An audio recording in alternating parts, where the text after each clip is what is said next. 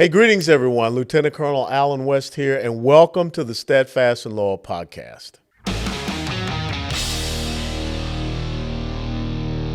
You gotta light 'em up before they burn it down. Better dig deep, put 'em in the ground. Blood on their hands, they're hellbound. Sing a song. Ooh, they're gonna burn it down. Sing a song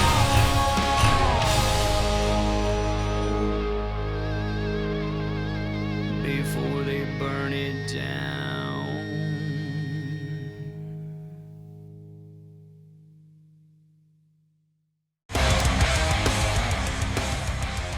Hey folks, Lieutenant Colonel Alan West here at Watchtower Firearms.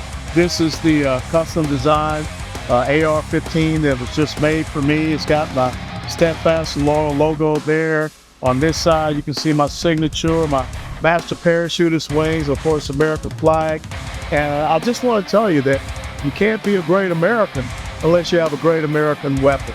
And that's exactly what Watchtower Firearms is building. Great American weapons, all American parts, manufactured right here in the great state of Texas. And oh, by the way, let me see, where is the serial number on this one? TX1836. If you're from Texas, I think you know what that means. God bless you. God bless Watchtower.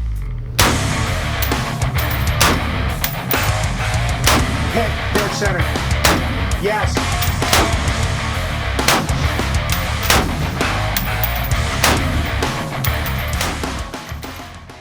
Hey, greetings, everyone. Welcome back to the Steadfast and Loyal podcast. We're continuing to have conversations with individuals that are running for Texas State House districts. Record number, like 52 challengers to Republican incumbents in the Texas State House. And as some of you all know about the impeachment of the Attorney General Ken Paxton and some of the other things that have been going on, like the inability to pass legislation saying that China and other foreign adversarial entities cannot purchase land in the state of Texas. That's the reason why we're seeing this record number of people stepping up to the plate. And one of those individuals is Janine Chapa. Janine felt a need to protect families. She met her husband, Mike, in her hometown on the border in Brownsville, Texas. I've been there a few times. She has a bachelor's degree in business from Pan American University in 1985 and also spent time at Texas Southmost College and the University of Texas. While at UT, the other UT, not the University of Tennessee, you know, we kind of came before them. Yeah, that's right. Get it right. Janine worked part-time at the Attorney General's office in the oil and gas division.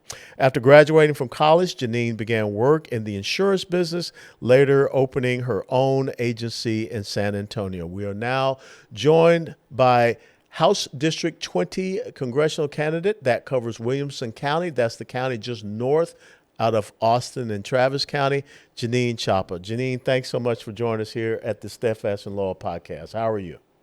I'm great. Thank you. Thank you for having me on. My pleasure. Talk to us about, your background and what led you to the decision to run for Texas State House. Yeah. Well, thank you for the opportunity again. And let me give you a little bit about my background. I've been married 39 years to my husband, Mike. He was a former Parks and Wildlife, Texas Parks and Wildlife game warden. We have two kids, two adult daughters. And with my daughters, they have blessed us with three grandchildren, three boys. Beautiful. And so we're very fortunate. We tried to have boys, but unfortunately, I didn't do very well. And well, now look, I've got two daughters and I got two grandsons. So I'm one grandson short of catching you. Yeah. Well, and I tell you what, we have a blast with them. Yeah. And so, I retired from the insurance industry about 4 years ago, and I worked in the insurance industry for 32 years, right out of college. And I started, in the claims department, and I rapidly learned the business, but I've come from a business background. I grew up in my parents' business. And I saw the sales side of the business, of the insurance business. and I was immediately drawn to that. I love interacting with people, and so the sales side of the business was something that I really enjoyed. And so I opened up my own insurance agency with State Farm. I was an agent for them for a few years, and then they asked me to go into a leadership role, and I started doing some mid-level managing for them. And as time progressed, I was fortunate to be blessed with opportunity with State Farm. And the last 10 years of my career, I was in a executive leadership position where I oversaw 420 agents across the South Texas market. But even before the South Texas market, I had about 400 agents that surrounded the Dallas area. I didn't have the Dallas market, but I had everything from El Paso all around to Texarkana and then below to Waco. And so I've had extensive knowledge of the market area here in Texas from my previous career. And so I got into this opportunity or running for office. After I retired, we immediately went into lockdown. Not perfect timing on my part, Hmm. and I started to see some things about our government that I just did not agree with, and a lot of that was the federal overreach in how the government was trying to tell us how to run our lives, and so I started to get active politically here at the local level.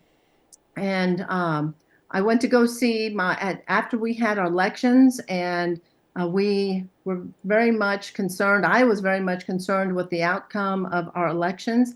I went and talked to my representative, who happens to be Mr. Wilson, about audits here in Texas, and I asked him to please support the audits here in Texas. And his advice to me was, you should become a precinct chair and get to know the constituents in your precinct and see how they feel about that. Maybe they don't feel the same way. Maybe they think that we had some fair and honest elections. Well, I did a lot of block walking before I became a precinct chair, and I could see the energy and the excitement for the Republican Party in my precinct and others, because I just didn't walk in my precinct, I walked in others. Hmm. So I took his advice. I became a precinct chair, and I was a precinct chair for the last 3 years. And I was very active within the Williamson County Republican Party. And I got to meet a lot of people, and I got to see firsthand my representative, who is now my opponent, in his actions and in his dealings. And as I continued to observe him, I realized that I needed to run. This district has not had a challenger for the last two election cycles, and the last decisions that he made in the 88th legislative session just formatted my decision that yes, I needed to run, and we needed to give House District 20 a choice for their representative and who represents them up in Austin. It's so important when you look at Williamson County and where it's located, just Yeah. north out of Travis County. Uh, what you see happening in Travis County, and that, ladies and gentlemen, that's where Austin is, and a lot of people refer to Austin as Moscow on the Colorado River. You see it spreading south. There into the county just south of there, a little bit over the Bastrop because of the growth and expansion. And you see a lot of that progressive socialist leftism, Yeah. coming up into Williamson County as well. It's Uh, creeping. yeah, it's creeping, and the exact same thing we see here coming out of Dallas, going to the surrounding counties. How important it is to have, even though that you have a Republican representative, but someone that stands strong against that overreach and against that encroachment for constitutional conservative principles. And what are, let's say, the top two things that this state House representative voted for and supported in the 88th legislative session that really took you over the top to say, I got to step up and run? Yeah. So the first one was when he called all of the precinct chairs into a private meeting up in Sun City. That is a huge Hmm. Retirement Republican community. base, yes, Yeah. retirement community here in Georgetown. And he shared with us that he was going to be supporting Democrat chairs. And we asked him not to do that. and we were Well, let very me let me emphatic. just let me just explain a little bit more, because this is something, because this podcast will be seen by many outside of Texas.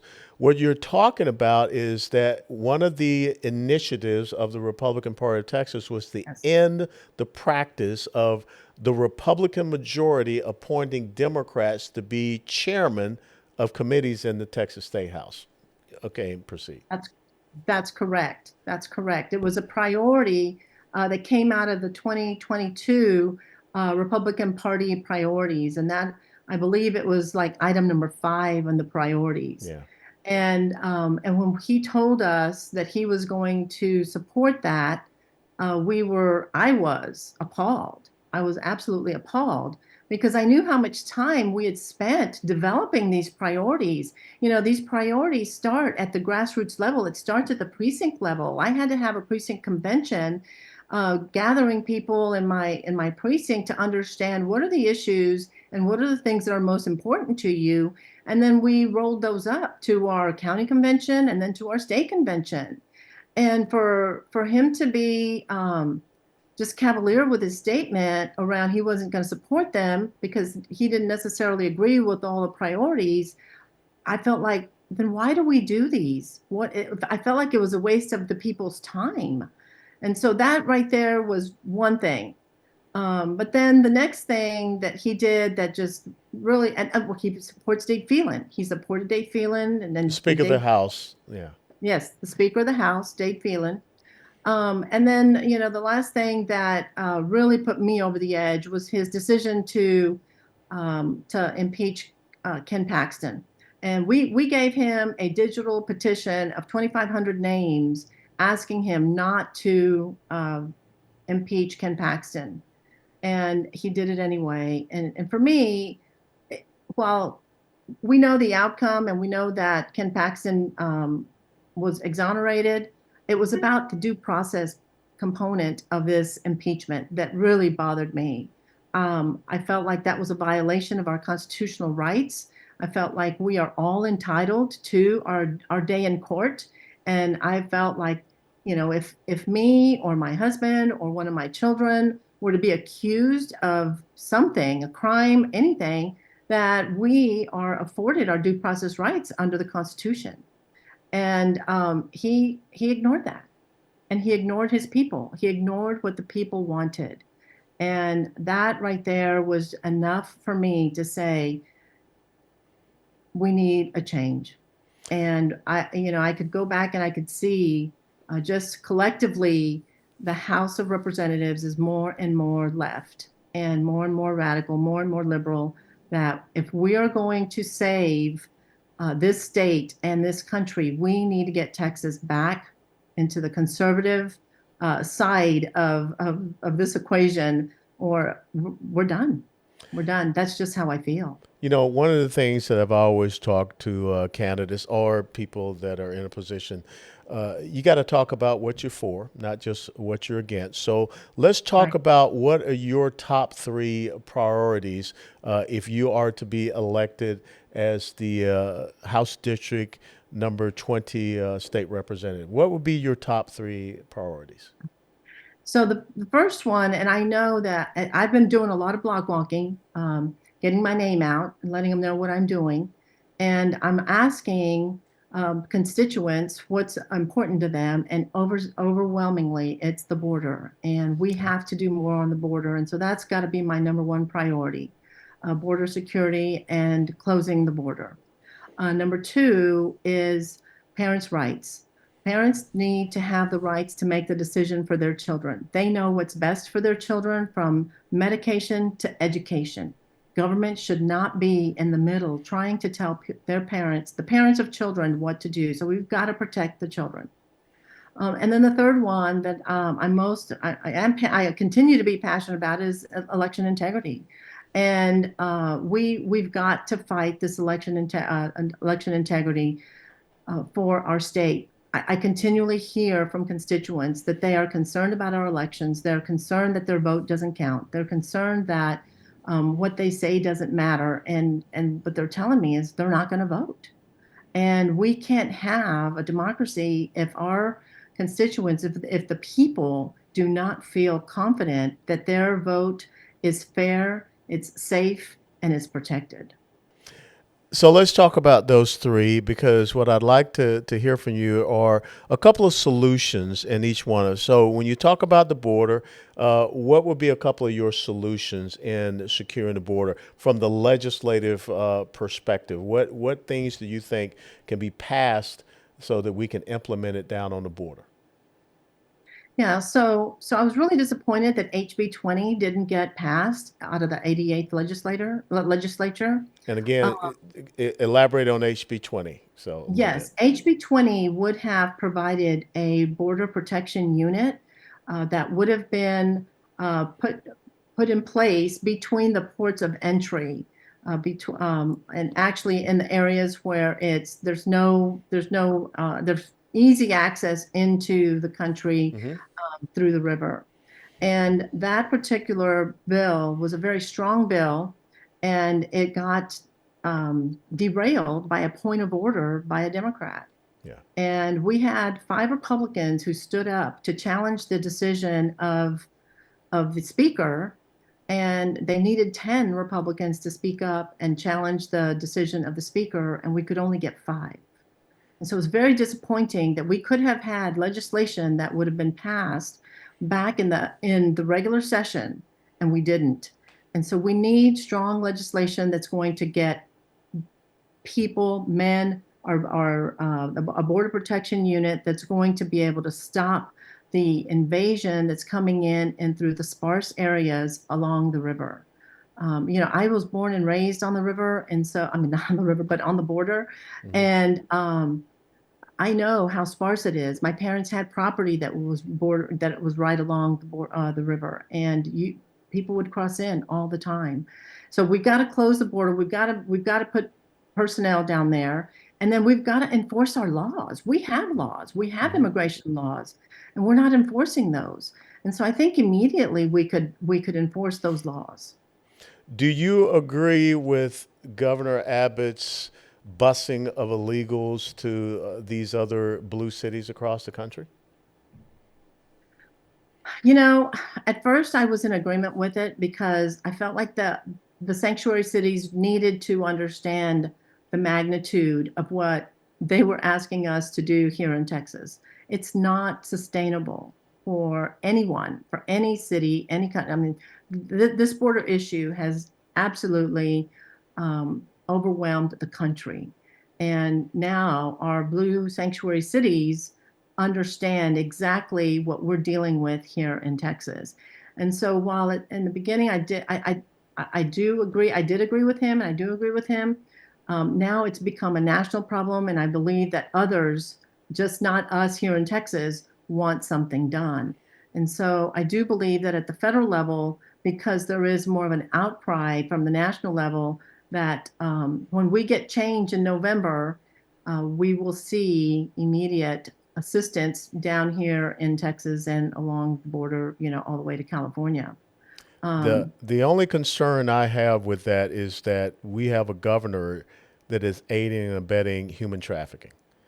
yes, And also the other problem is that we as the Texas taxpayers are paying for yes, this, and no one asked me if I wanted to put illegal immigrants on a bus and pay for them to the tune of $3,000 to $5,000 each. So I would say that yes, initially it may have been a point, but now right. it's become a political gimmick and an optic, and we're undermining the safety and security of other areas in the country to make a point that I think was made already. So, I would um, agree with that. yeah. I would agree with that.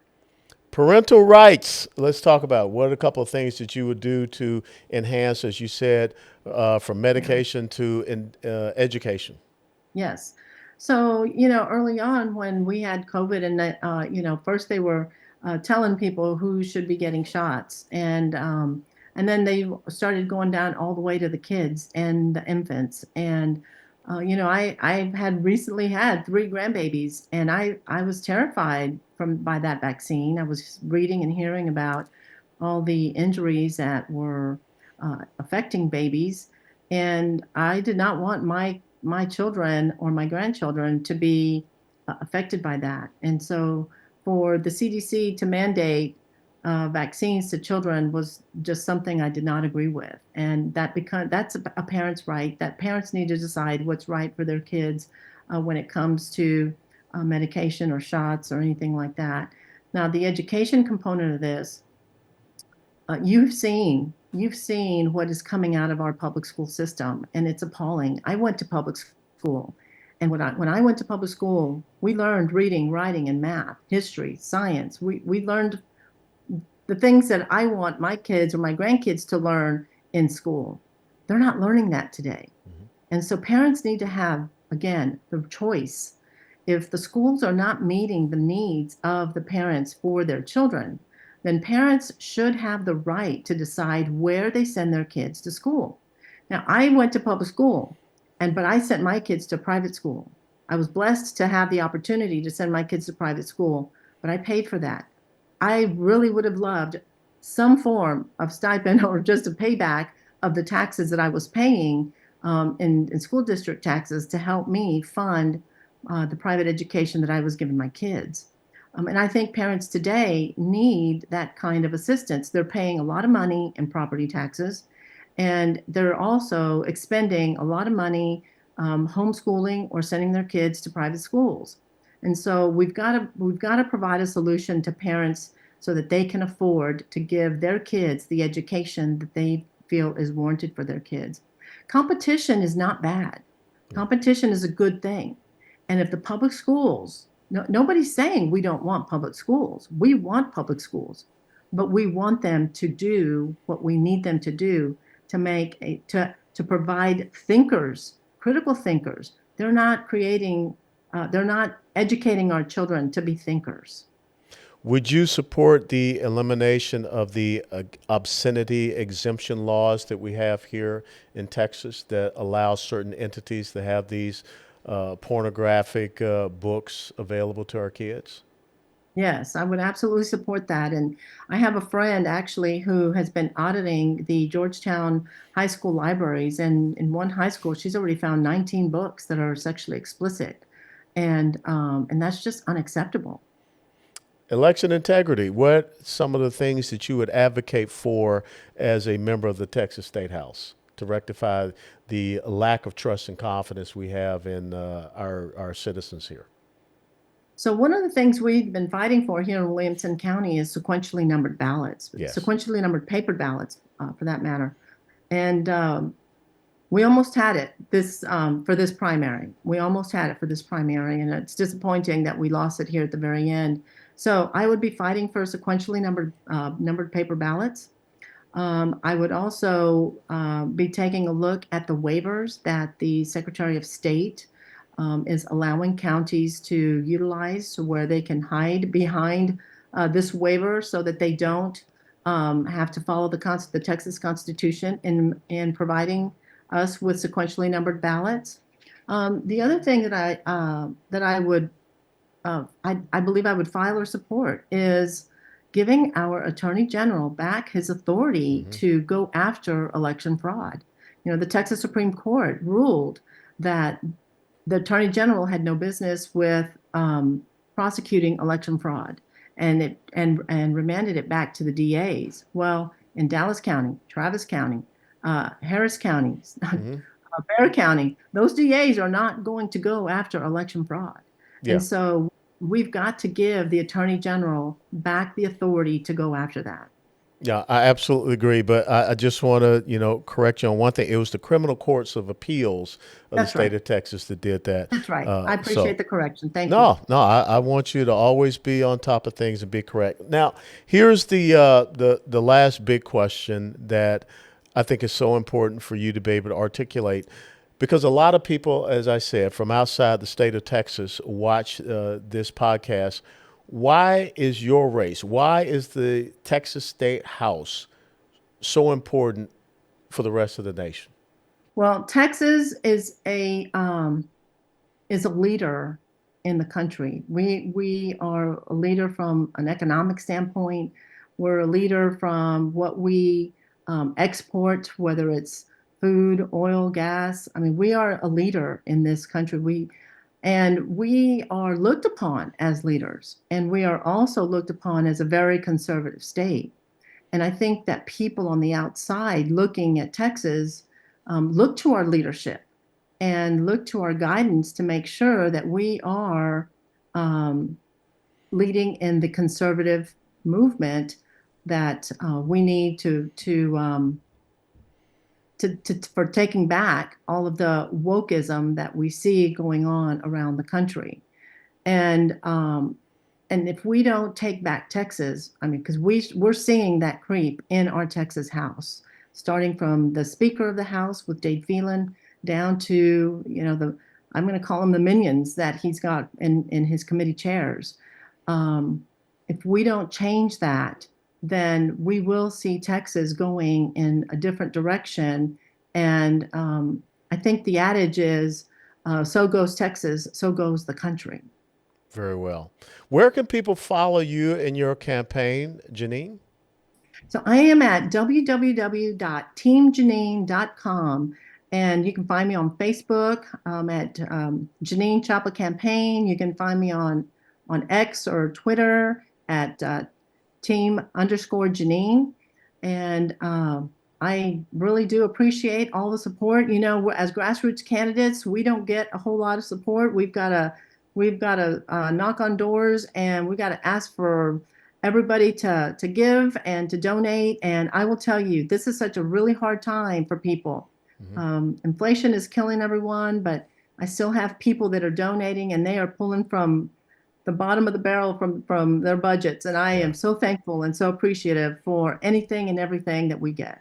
Well, I want to thank you for taking time to be with us here on the Steadfast and Loyal podcast. And, I want you to send a message to the people out there that are saying that they're not going to vote, because if you don't vote, you don't have a voice. And that's exactly what the opposition wants to have, is to silence your voice. So don't allow them to do that. And I will tell you that I appreciate you being here, and you have my full endorsement. You can put that out there on your website. Oh, thank you and then so much. much. We will also. Oh, that's going to mean so much to my team, my volunteers. I'm telling you, I told them this morning that I was having a call with you, so they're going to be so thankful. And we will also get this podcast segment to you that you can put out there, and millions of people will see. And please go out and support Janine, Texas State House District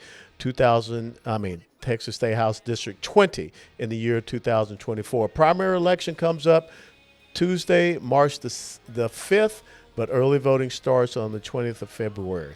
And I just want to thank you, Janine Chapa, for stepping up to the plate. And I also want to thank every single one of you for tuning in to this episode of the Steadfast and Loyal podcast. If you like this episode, please click the like button and share it with others. And until next time, steadfast and loyal. Before they burn it down.